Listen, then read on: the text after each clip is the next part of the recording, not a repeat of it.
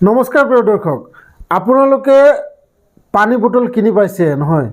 পানী বটল এটা সৰু সুৰা দোকানত কিনিবলৈ গ'লে 20 টকাতে পোৱা যায় আৰু সেই পানী বটলটো এখন ডাঙৰ হোটেলত কিনিবলৈ গ'লে তাত 150 টকা 200 টকা ল'ব আৰু সেই পানী বটলটোৱে আপুনি যদি এয়াৰপৰ্টত কিনিব যায় তেতিয়াহ'লে সেই বটলটোৰ দাম হৈ যাব 250-300 টকা।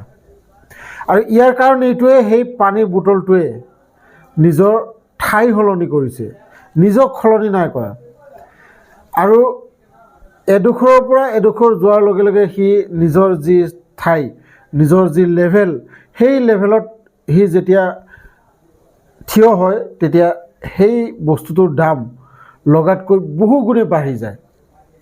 আৰু এই কথাটো মই আপোনালোকক এইভাবে কৈছোঁ, আপুনিও যদি ভাবে যে আপোনাক কোনেও সেই সন্মান নিদিয়ে যি সন্মানৰ আপুনি যোগ্য, যি সন্মানৰ আপুনি যোগ্য, সেই সন্মান যদি আপুনি সেই ঠাইত পোৱা নাই তেতিয়াহ'লে আপুনিও ঠাই সলনি কৰি চাওক, কিজানি আপোনাৰ সেই সন্মানৰ বহু গুণে বেছি যিখিনি আপুনি প্ৰাপ্য, যিখিনি আপুনি বিচাৰে তাতকৈ বহু গুণে আপুনি পাব পাৰে যদি আপুনি সেই ঠাইডোখৰ এৰি এনেকুৱা এডোখৰ ঠাইত যাব লাগিব যিডোখৰ ঠাইত আপুনি তাতকৈ বহু গুণে বেছি সন্মান পাব পাৰে বা দাম পাব পাৰে।